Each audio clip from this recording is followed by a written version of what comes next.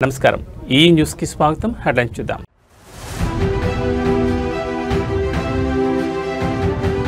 Bihar CM పదవికి నితీష్ కుమార్ రాజీనామా governor కలిసి రాజీనామా అందించిన నితీష్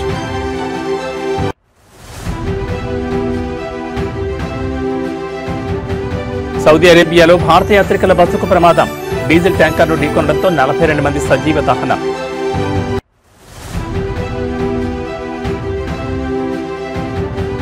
ఐబొమ్మ రవి వద్ద 50 లక్షల మంది డేటా ఉంది 20 కోట్లు సంపాదించాడని సిపి సజ్జనార్ వెల్లడి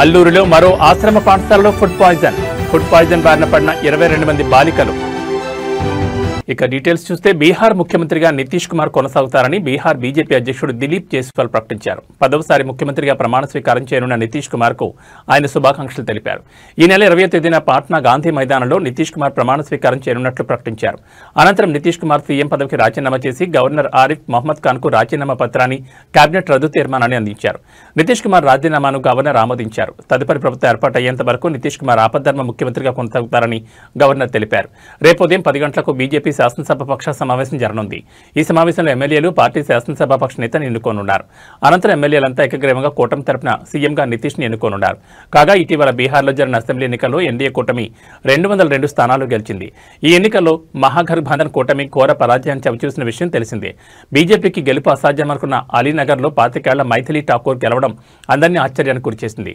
కాగా నితీష్తో పాటు మంత్రులుగా ఎవరెవరు ప్రమాణ స్వీకారం చేస్తారన్న విషయంపై ఇంకా స్పష్టత రావాల్సి ఉంది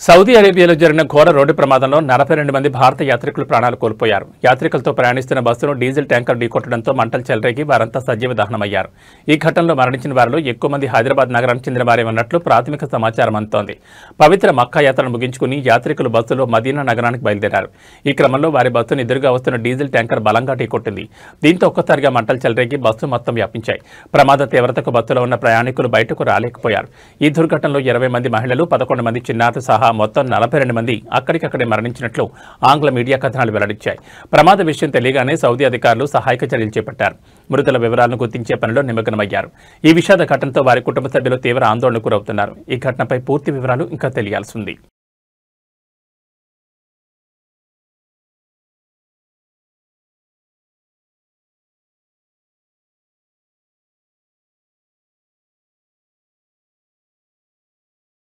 తెలుగు సినీ పరిశ్రమకు వేల కోట్ల నష్టం కలిగిస్తున్న ఐబొమ్మ పైరసీ వెబ్సైట్ కేసులో ప్రధాన సూత్రధారి ఇమ్మడి రవిని అరెస్ట్ చేసినట్లు హైదరాబాద్ నగర పోలీస్ కమిషనర్ సిపి సజ్జనార్ వెల్లడించారు. ఈ కేసులో ఆయన విస్తుపోయే నిజాలను మీడియా ముందుంచారు. ఈ రోజు కమాండ్ కంట్రోల్ సెంటర్లో చిరంజీవి, నాగార్జున, దర్శకుడు రాజమౌళి, నిర్మాత దిల్రాజ్ తదితరులు సిపి సజ్జనార్తో భేటీ అయ్యారు. ఐబొమ్మ నిర్వాహకుని పట్టుకున్నందుకు సైబర్ క్రైమ్ పోలీసులను వారు అభినందించారు. ఈ భేటీ అనంతరం సిపి సజ్జనార్ మీడియాతో మాట్లాడుతూ పైరసీ దేశవ్యాప్తంగా సినీ పరిశ్రమ దెబ్బతీస్తోందని ఆవేదన వ్యక్తం చేశారు. ప్రధాన సూత్రధారి ఇమ్మడి రవిని ఎట్టకేలకు అరెస్ట్ చేశాం. బాలీవుడ్, టాలీవుడ్ చెందిన వేలాది సినిమాలను ఇతను పైరసీ చేశాడు. పైరసీ ద్వారా సుమారు 20 కోట్లు సంపాదించినట్లు ఒప్పుకున్నాడు. అతని నుంచి 3 కోట్లు స్వాధీనం చేసుకున్నామని తెలిపారు. రవి వద్ద సుమారు 50 లక్షల మంది సబ్స్క్రైబర్ల డేటా ఉందని, ఈ డేటాను దుర్వినియోగం చేసే ప్రమాదం కూడా ఉందని సజ్జనార్ హెచ్చరించారు. పైరసీ వెబ్సైట్ల ముసుగులో బెట్టింగ్ యాప్లను కూడా ప్రమోట్ చేశారని, దీనివల్ల ఎంతో మంది యువకులు ప్రాణాలు తీసుకుని తల్లిదండ్రులకు కడుపుకోత మిగిల్చారని అన్నారు. ఒక వెబ్సైట్ను బ్లాక్ చేస్తే మరో దాన్ని సృష్టిస్తూ రవి మొత్తం 65 మిర్రర్ వెబ్సైట్లను నడిపినట్లు గుర్తించారు. ఇమ్మడి రవికి ముందు నుంచే నేర చరిత్ర ఉందని, మహారాష్ట్రలో ప్రహ్లాద్ పేరుతో నకిలీ డ్రైవింగ్ లైసెన్స్, పాన్ కార్డు సృష్టించాడని సజ్జనార్ తెలిపారు. కరేబియన్ దీవుల్లో పౌరసత్వం కూడా తీసుకున్నాడని, అమెరికా, నెదర్లాండ్స్లో సర్వర్లు ఏర్పాటు చేసి ఈ పైరసీ సామ్రాజ్యాన్ని నడిపాడని వివరించారు. ఈ కేసులో గతంలోనే దుద్దెల శివరాజ్, ప్రశాంత్ అనే ఇద్దరిని అరెస్ట్ చేశామని, రవిపై ఐటీ, కాపీరైట్ చట్టాల కింద మొత్తం 5 కేసులు నమోదు చేసినట్లు వెల్లడించారు. ఈ ఒక వెబ్సైట్ ఒకటి బ్లాక్ చేస్తే ఆయన మళ్ళీ ఇంకోటి మిర్రర్ చేస్తూ దాదాపు 65 మిర్రర్ వెబ్సైట్స్ ని ఆయన రన్ చేసేవాడు. ఆయన ఒక మొత్తం ఆయనని ఇన్వెస్టిగేట్ చేసిన తర్వాత ఆయన దగ్గర ఉన్న హార్డ్ డిస్క్ అంతా రికవర్ చేసిన తర్వాత దాదాపు 21,000 సినిమాస్ ఆయన హార్డ్ డిస్క్ లో పెట్టడం జరిగింది. మొత్తము పాత ఫిలిమ్స్ అయిన గాడ్ ఫాదర్ మీ అందరు కూడా తెలుసు, చారిత్రాత్మక ఐతిహాసిక ఫిలిం అయిన గాడ్ ఫాదర్ అంటే 1972లో ప్రొడ్యూస్ అయిన ఆ మూవీ నుంచి మొన్న వచ్చిన ఓజీ మూవీ దాకా కూడా ఆయన దగ్గర ఈ ఒక్క హార్డ్ డిస్క్ లో ఉండడం మనము చూశాను. మొత్తము బాలీవుడ్, టాలీవుడ్ అందరు కూడా ఈయన చాలా మూవీస్ ఆయన దగ్గర ఉంది, చాలా నష్టం జరగడం జరుగుతుంది. అదేవిధంగా ఆయన ఇప్పటిదాకా ఒక 20 crores సంపాదన చేశారని చెప్పి ఆయన వెల్లడించారు. మనం దాంట్లో 3 కోట్ల రూపాయలు మనము సీజ్ చేయడం జరిగింది. అది ఇంకా మనం ఆయన ఫైనాన్షియల్ డీటెయిల్స్, ఆయన మనీ లాండరింగ్ ప్లస్ ఏం చేశారు, ఎక్కడెక్కడ చేశారు, ఈ ర్యాకెట్ లో మొత్తం ఏముందని తెలుసుకోవడానికి ఆయన పోలీస్ కస్టడీ కూడా మనం అడగడం జరిగింది. అది వచ్చిన తర్వాత కూడా ఇంకా మనము ఆయన దగ్గర ఉన్న విషయపైన మనం రాపట్టుకోవడానికి మా వంతు కృషి చేయడం జరుగుతుంది.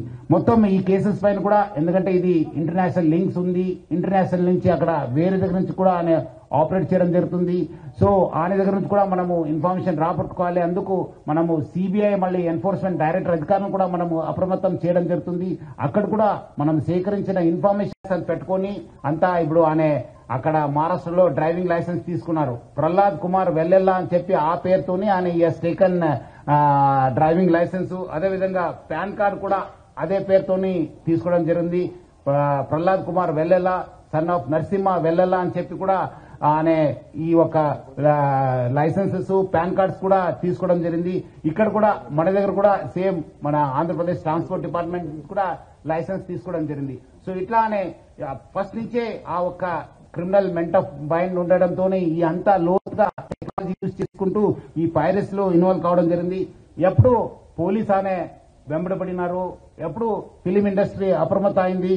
ఆయన ఉన్న మన ఇండియన్ సిటిజన్షిప్ కూడా మనము ఆయన గివప్ చేసి ఆయన ఇప్పుడు ఈ Saint Kitts and navies country ఒక సిటిజన్షిప్ కూడా తీసుకున్నారని. Saint Kitts and navies country Caribbean islands లో ఉన్న ఈ ఒక్క కంట్రీని ఆయన తీసుకున్నారు.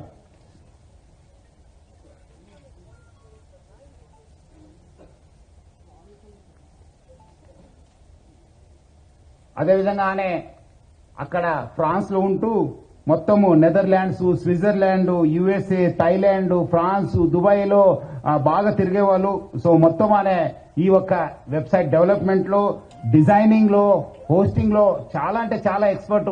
అంటే చాలా సంవత్సరం నుంచి ఆ ఒక విద్యాన్ని నేర్చుకొని ఈ ఒక నాలెడ్జ్ ని పెంచుకొని ఇదంతా ఐబొమ్మ, బొప్పం టీవీని ప్రమోట్ చేయడం జరుగుతుంది.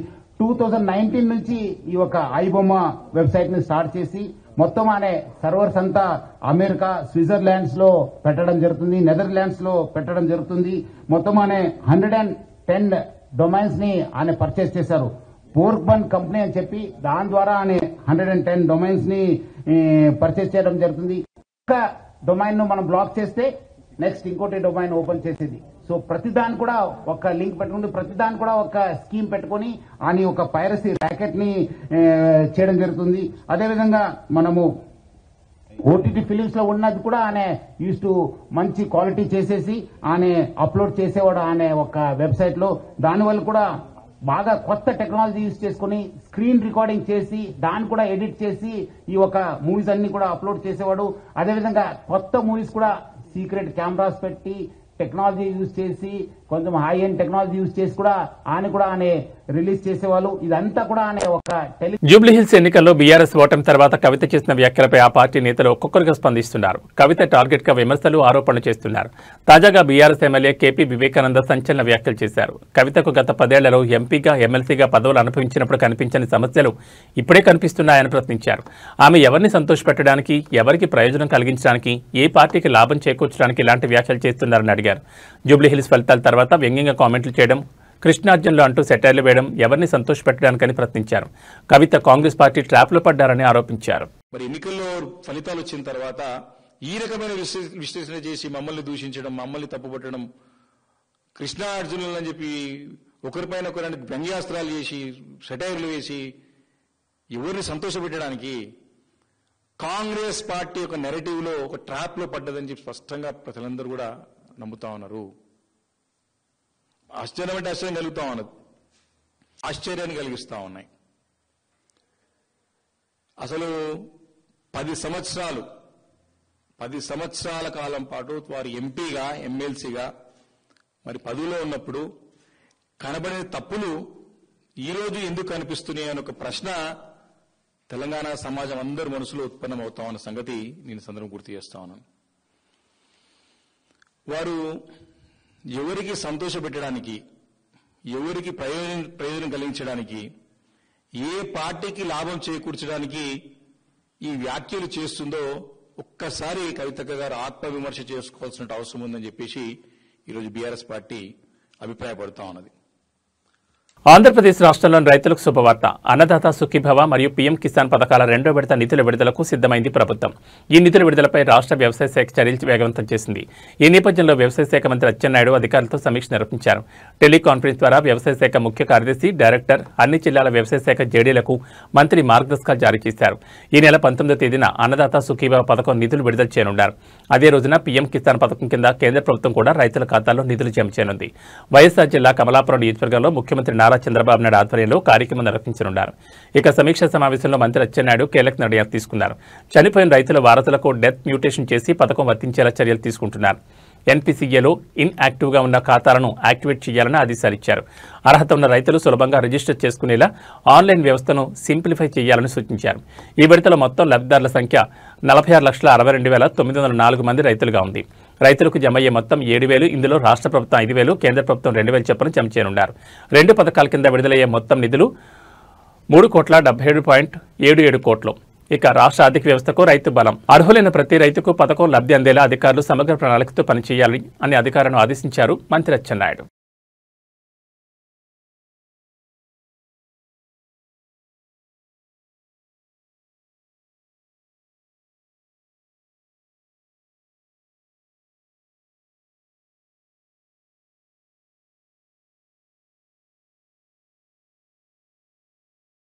మద్యం కేసులో నిందితులైన చెవిరెడ్డి భాస్కర్ రెడ్డి, వెంకటేష్ నాయుడు బెయిల్ పిటిషన్ను విజయవాడ ఏసీబీ కోర్టు ఇవాళ విచారించింది. తదుపరి విచారణను రేపటికి వాయిదా వేసింది. ఈ కేసులో చెవిరెడ్డి భాస్కర్ రెడ్డి A38 కాగా వెంకటేష్ A34గా ఉన్నారు.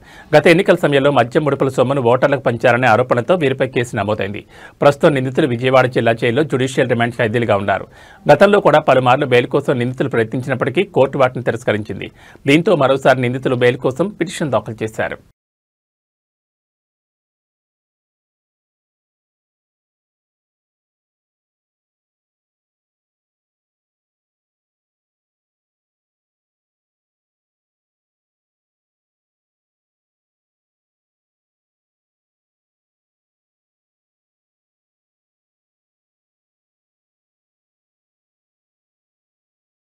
అల్లూరు సీతారామరాజు జిల్లాలోని మరో గిరిజన ఆశ్రమ పాఠశాలలో ఫుడ్ పాయిజన్ ఘటన వెలుగులోకి వచ్చింది. వివరాలకు వెళ్తే జిల్లాలోని కొయ్యూరు మండలం రాజేంద్రపాలెం ఆశ్రమ పాఠశాలలో ఫుడ్ పాయిజన్ జరిగింది.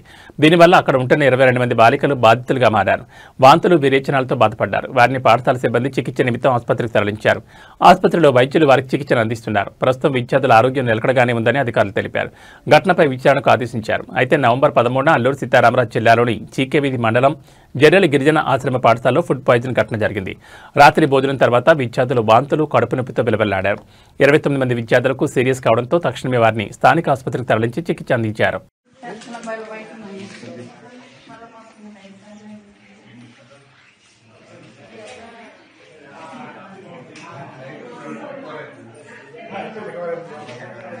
మీ అమ్మాయి కూడా ఉందా రాని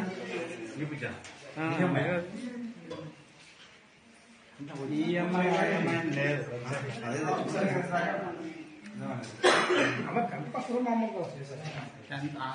అందరూ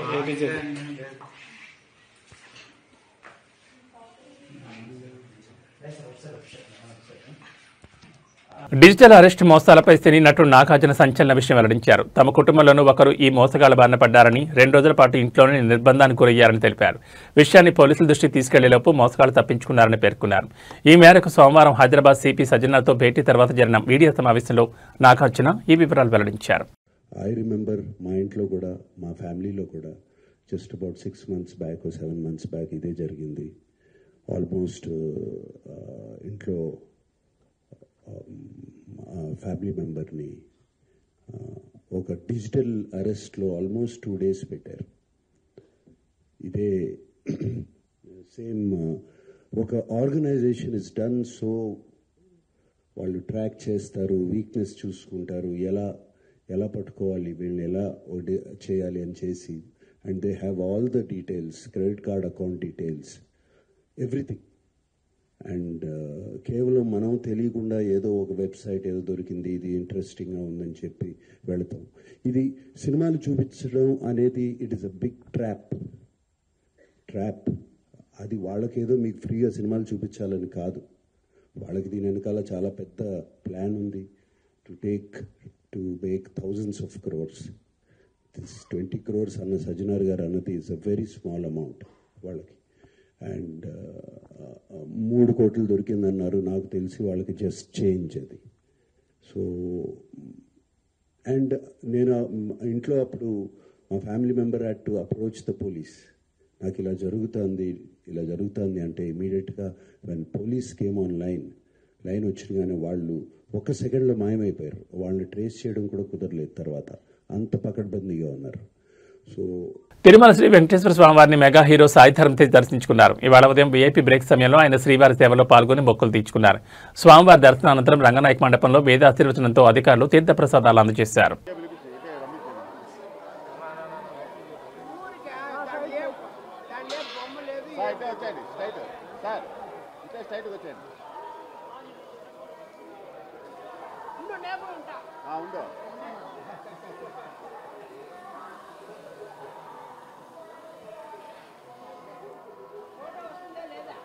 ఫోటో వస్తుంది, మీకు లేట్గా వస్తుంది.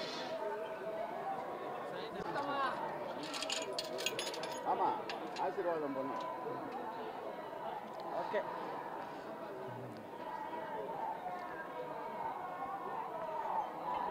చూసుకుందా.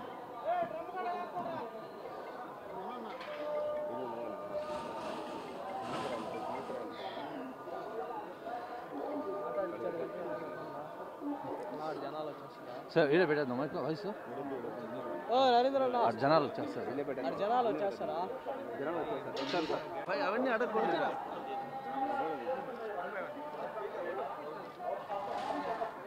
బాబా మీరంతా కొద్దిగా జరిగితే నేను తీసుకుంటాను. ఏం మోహన్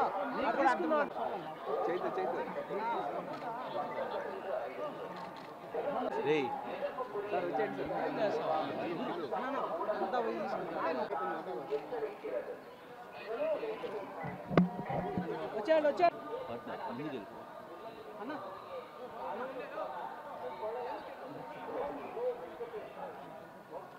చేతు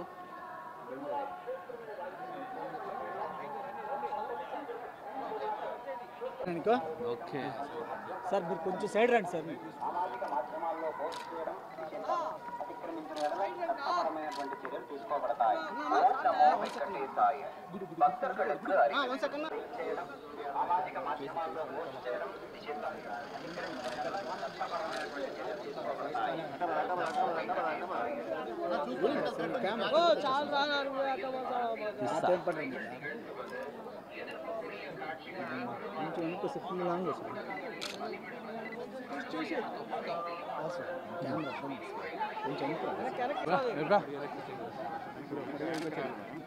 ఓకే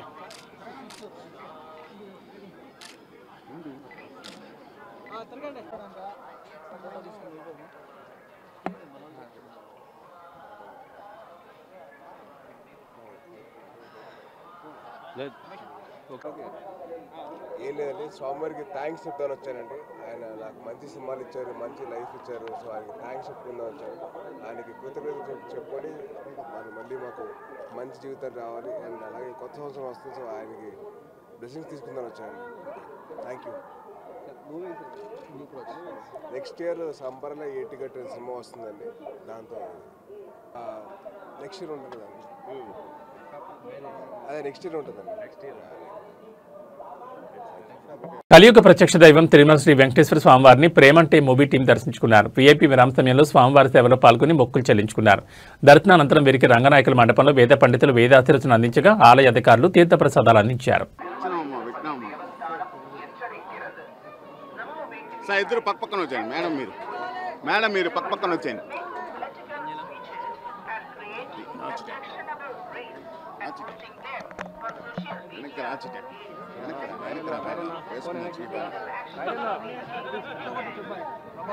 విశ్వ ఎందోను అది వేసుకు ఇప్పుడే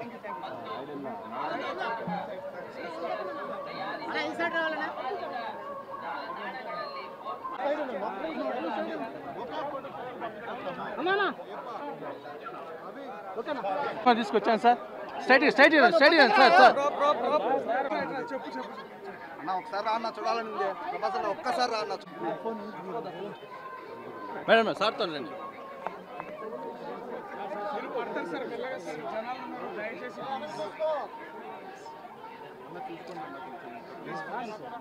మాకు అలవాటే, మీరు రండి నాకు సార్.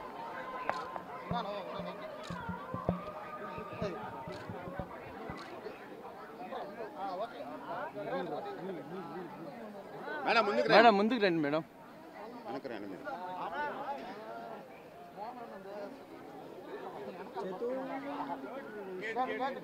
తీమని చెప్పు.